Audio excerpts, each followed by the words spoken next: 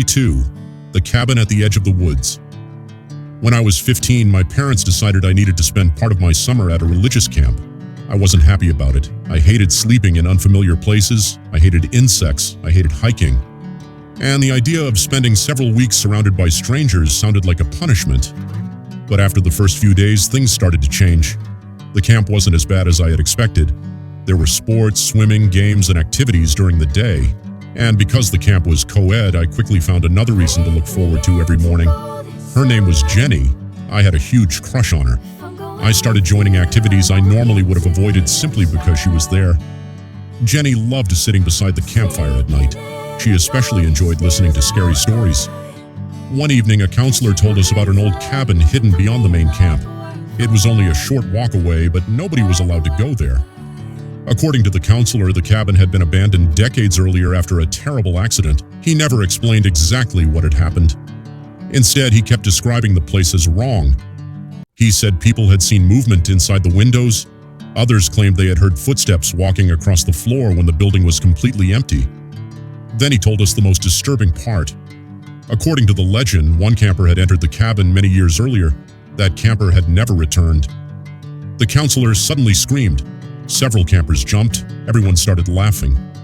Most of us assumed it was just an old camp story designed to scare teenagers, but Jenny didn't laugh. She asked the counselor if the missing camper had really existed. The counselor eventually admitted that the story was just a legend. He said the camp had been telling different versions of it for years. That made me feel better. At least I thought it did. Later that night, after all the counselors had gone to their cabins, a group of us decided to sneak out. There were 8 of us. We walked through the woods toward a small lake located several minutes from the camp. We were supposed to play truth or dare. After a while, someone suggested that we should go to the abandoned cabin. Nobody wanted to go first. Then someone looked at me. They dared me to enter the cabin alone and stay inside for 10 minutes. I immediately agreed. I wanted to look brave in front of Jenny.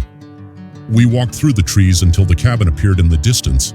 The building looked even worse than I had imagined. The wooden walls were dark and weathered. Several windows were cracked. The roof appeared to be falling apart, but the front door was slightly open. I remember thinking that was strange. Nobody had to break in. I simply pushed the door and stepped inside. The air inside was freezing. It smelled like wet wood and dust. Moonlight entered through the dirty windows, but most of the cabin was hidden in darkness. My friends remained outside. I heard them laughing as I walked farther into the building. At first, I tried to act confident. I walked from one room to another.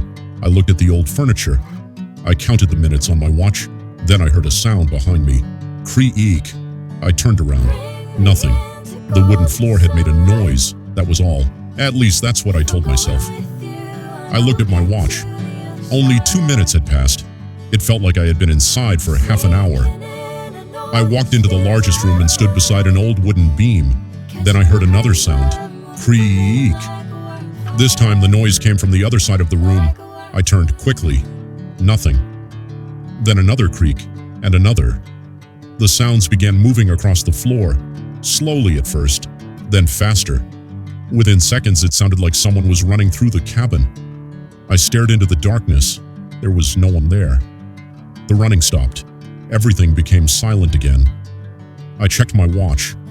Only 1 minute had passed. That's when I began to feel uncomfortable.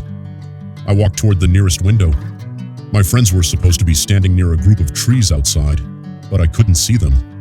I moved closer to the glass. Still nothing. I tapped on the window. No response. I knocked harder. Still nothing. I suddenly wondered if they had left. Maybe they were trying to scare me. Maybe they had gone back to the camp. I decided I had had enough. I walked toward the front door. When I grabbed the handle, it didn't move. I pulled again. Nothing. I looked at the door carefully. There was no visible lock. I pushed against it. The door remained completely still. I began to panic. I slammed my shoulder against the wood. Nothing happened. I tried again. The door didn't even shake. Then I heard the footsteps. This time they weren't coming from one direction. They were everywhere. Footsteps in the room behind me, footsteps above me, footsteps moving across the floor. The sound became louder, then faster, then closer. I stopped moving. Something inside me told me that I wasn't alone. I was standing with my back toward the dark room. I wanted to turn around, but I couldn't. I stared at the door, then I felt it. Warm air touched the back of my neck. Someone was breathing behind me. I froze. I couldn't hear the breathing, but I could feel it. A warm breath against my skin. Every part of my body told me to turn around, but I was too terrified to look. I grabbed the door handle and began screaming. I shouted for my friends. I shouted for help. For several seconds, there was no response.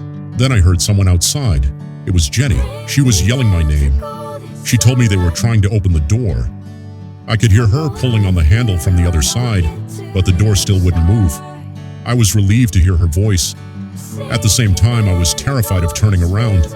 Whatever was behind me was still there. I could feel it. I don't know how long I stood there. It might have been 10 seconds. It might have been several minutes. Then I heard Jenny shout. 2 camp counselors had arrived. They began pulling on the door. Suddenly, the door opened. I fell forward and landed outside. I immediately rolled onto my back. I looked toward the cabin. The room behind me was empty. There was nothing there. No person, no shadow, nothing. I was so relieved that I began thanking the counselors. They did not seem impressed. Instead, they were furious. I was taken back to the main camp. The next morning, I was brought to the director's office. I explained everything. The footsteps, the door, the breathing, the feeling that someone had been standing directly behind me. The director listened without interrupting. Then she sighed. She told me that the counselors were not supposed to tell campers the story about the abandoned cabin. According to her, the story had been used for years to frighten older campers. She said there had never been a missing camper. There had never been a supernatural event, and there was no reason to believe the cabin was haunted. I wanted to believe her, but I couldn't. I was sent home for breaking curfew, sneaking away from the camp, and entering a restricted building. Honestly, I didn't care. I was more than happy to leave. For years afterward, I tried to find information about the cabin. I searched for the camp. I searched for the history of the property. I looked for old newspaper articles. I even tried searching for stories about a missing camper. I found nothing.